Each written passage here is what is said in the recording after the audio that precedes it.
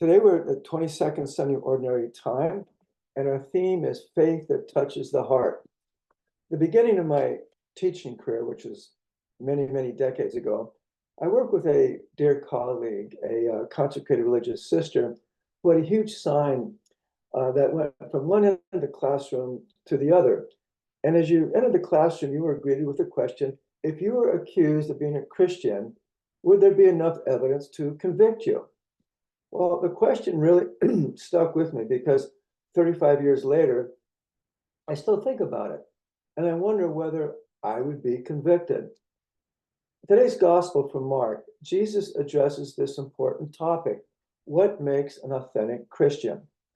The narrative opens with a dispute between Jesus and several Pharisees and scribes who are accusing the disciples of Jesus of failing to observe the ritual precepts according to their tradition.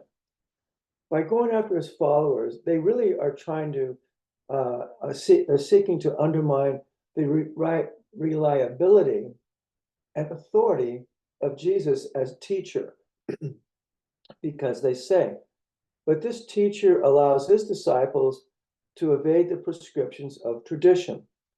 Now, this raises a very sticky, wicked question. Why did Jesus and his disciples disregard these traditions?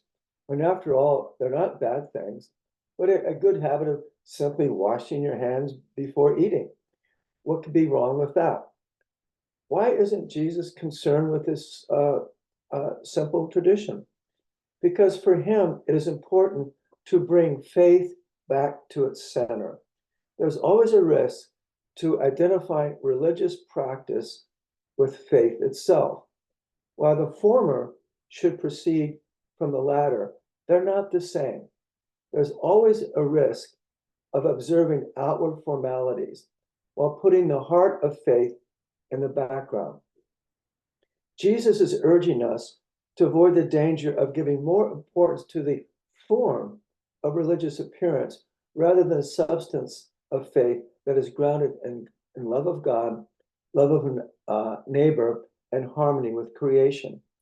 Genuine religion binds all three. Jesus wants to purify religious practice of the hypocrisy of legalism and ritualism.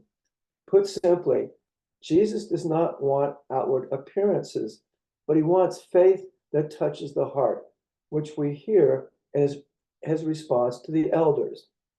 Well did Isaiah prophesy of you hypocrites, as it is written. This people honors me in their lips, but their hearts are far from me. In vain do they worship me, teaching as doctrines human precepts. Following this confrontation, immediately afterwards, he calls the people back, but interestingly, not the elders, and he speaks to them a great truth. There's nothing outside of man which by going into him can defile him, but the things which come out of a man are what defile him. Rather, it is from within, out of the heart, that evil things are born. These words were very revolutionary for their time, because in the cultural and historical circumstance of Jesus's time, it was thought that certain foods or external contacts would make one impure. Jesus reverses this perspective.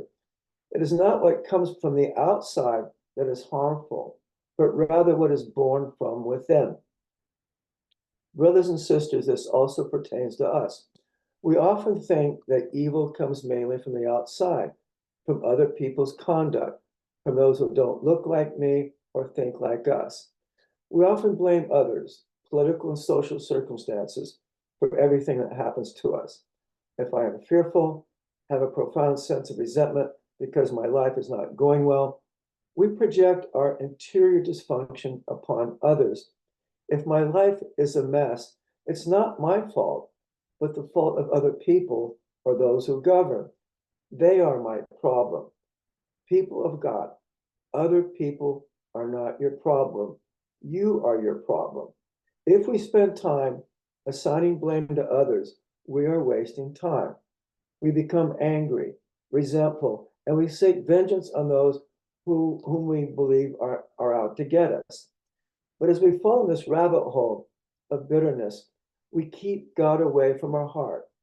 Like those people in the gospel who complain, who are scandalized by others, who cause controversy and dissension, they do not welcome Jesus.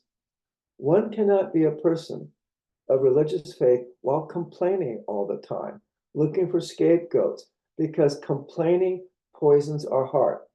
It leads to anger, to resentment, and to sadness. It closes the door to God. So let us ask for the grace to free us from the blame game.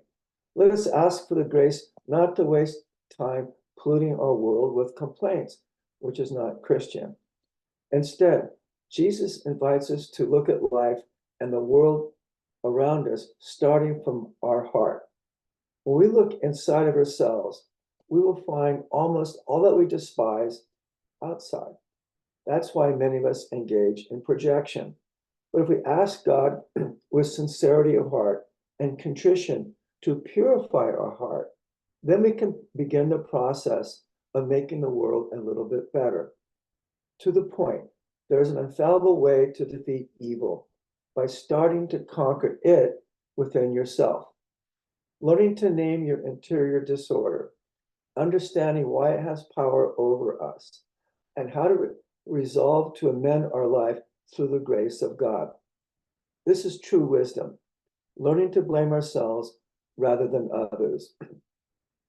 So, may the Virgin Mary, who changed the course of history through the purity of her heart, help us to purify our own by overcoming the vice of blaming others and complaining about everything. Amen.